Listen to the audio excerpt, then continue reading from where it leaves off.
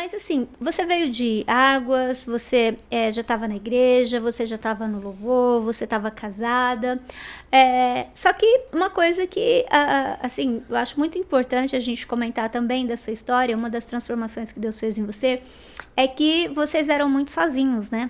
Totalmente. Como é que foi esse processo para vocês? E o que Deus fez? Qual foi o trabalhar de Deus na sua vida nessa área?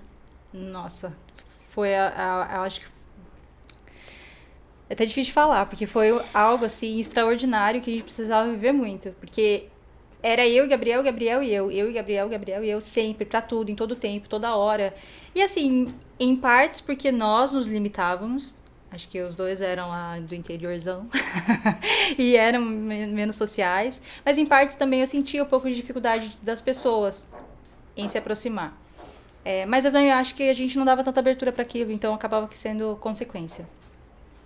Mas tudo mudou quando o Gabriel foi fazer a prova, a bendita prova para entrar, né, para a Polícia Militar. E aí que ele teve que ir para São Paulo. E aí eu já não tinha mais a pessoa que ficava comigo o tempo inteiro. E até então eu não dirigia, né? Era um medo da minha vida. Já eram 10 anos com habilitação e não dirigia. E aí quando ele foi, o mundo caiu, porque eu falei, e agora? O que eu faço na minha vida? Mas ali as coisas foram tendo que acontecer. Eu tive que aprender a pegar o carro, aprender a dirigir, tirar o medo de mim, a depender de pessoas ainda, que eu acho que eu demorei bastante ainda nesse período que ele estava na escola. E quando eu acho que eu realmente dei abertura para me aproximar das pessoas, foi... Eu cheguei a falar para a senhora que foi no final do ano passado, para esse ano, que a senhora falou para mim que me dava um desafio, né? Não, do ano retrasado, na verdade, né? Já foi do ano retrasado pro ano passado. Me dava um desafio de me aproximar das pessoas, né? De dar esse espaço. Só que isso aconteceu num momento difícil da minha vida, que foi quando eu tive o aborto. Foi ali que eu fui surpreendida, porque eu acho que ainda não fui nem eu que dei espaço para as pessoas, mas eu acho que eu estava tão ferida que as pessoas se aproximaram de mim e eu não tinha nem como escapar daquilo. E eu recebi tanto amor, pastora. Mas tanto amor que constrangia a minha alma, assim. Pessoas que eu não esperava se aproximaram muito e a partir dali eu aprendi o que era comunhão, a partir dali eu quis estar perto de pessoas, a partir dali eu realmente me joguei nisso e eu descobri que a melhor coisa da vida é ter gente perto da gente. Não só para os momentos ruins, né? Nos momentos bons também, mas que não dá para viver sem pessoas. Que a gente precisa estar perto delas. E é tão importante a gente falar isso, gente, porque muitas vezes a pessoa, como eu fiz questão de dizer isso, poxa, a Julie já estava na igreja, a Julie já estava no ministério, mas mesmo assim, eles viviam a vida deles, eles não se envolviam. E a gente precisa entender que igreja é corpo, e a gente tem que estar conectado, a gente tem que estar ligado, a gente tem que se permitir relacionar, né? E a partir do momento em que a gente se permite viver isso, as coisas realmente vão acontecer, né? E aí você está falando de um momento muito difícil, e eu queria até que você comentasse um pouquinho disso, porque acho que um dos grandes sonhos, né, seu, eu acredito que de muitas mulheres, é ser mãe. E para você esse sonho ele veio meio truncado, né? Como é que aconteceu isso? Veio. Eu acho que desde muito nova, quando eu tive consciência de quem eu era, eu não eu nunca projetei, falei, eu quero me formar e ser médico. Acho que isso nunca foi um pensamento assim muito claro para mim, mas eu sempre tive certeza, eu quero me casar, eu quero ter filhos, eu quero me casar, eu quero ter filhos.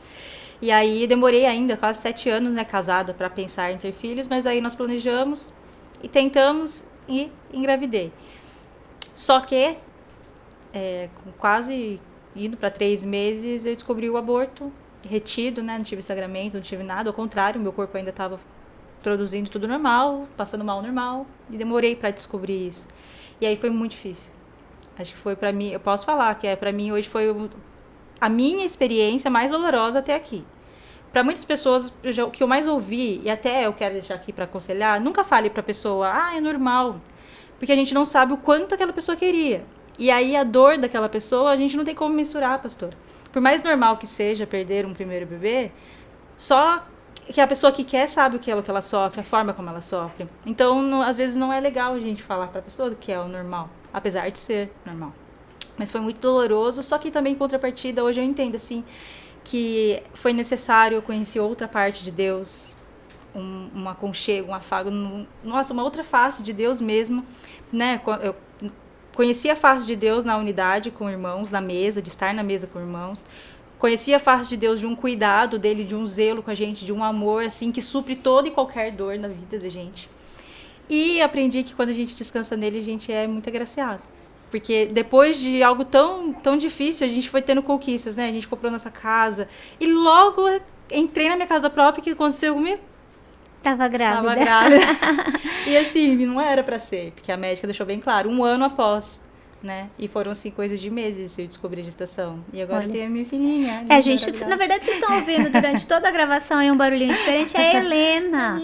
Ela tá sem o microfone, mas ela tá aqui na sala com a gente, né? Do lado da Júlia ali. Então, de vez em quando, você ouve uns barulhinhos estranhos aí, que é justamente o pacotinho, o presente, pacotinho. A cara do Gabriel, né? A cara do pai, como sempre. Júlia, mas é tão interessante isso, né? Porque quantos aprendizados, né? A gente começa a ver como o Senhor, zelosamente, Ele trabalha no nosso coração.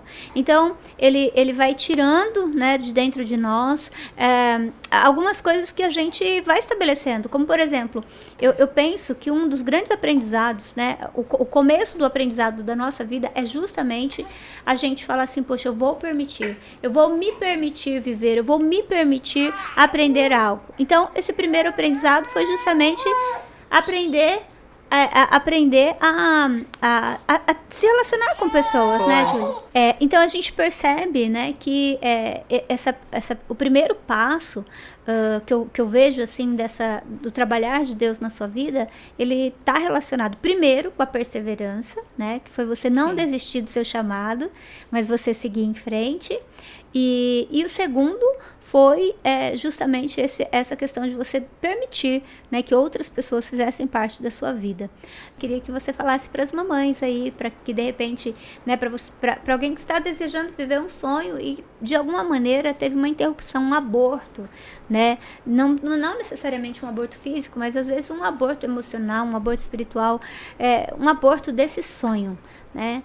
Porque a primeira coisa que eu vejo que as pessoas se perguntam é, poxa, se Deus é tão bom, por que Ele permitiu isso, né? Qual foi o seu aprendizado e o que você falaria para as pessoas hoje? Eu falaria que aquele lá, as pessoas que plantam com lágrimas depois vão colher com muito júbilo. Muito júbilo. Porque se a gente colocar nosso coração no lugar certo, pastora, derramar as lágrimas no lugar certo, não digo que, por exemplo, que a pessoa que perdeu um bebê necessariamente terá um bebê, ou qualquer outro sonho que ela deseje ter, não é sobre isso. Mas independente do que seja, se a gente coloca as lágrimas no lugar certo, Deus, Ele vai surpreender a gente de alguma forma, e isso é fato, é certeza, porque Ele é maravilhoso. Glória a Deus. E na verdade é isso, né, gente? Tudo que Deus faz é para nos aproximar dEle e ajudar a gente a ter olhos para Ele. Independente do que você esteja vivendo, independente da circunstância que você esteja vivendo, acredite, o Senhor é o maior presente da nossa vida, não é? Hoje você tem aí a Helena, né? Tá resmungando um pouquinho aqui, gente, tá? Mas é um grande presente, mas o maior presente foi aquilo que você falou, né? Eu descobri uma face de Deus. Então, a gente vai descobrir faces, características, atributos de Deus em todas as circunstâncias. Então, não desista.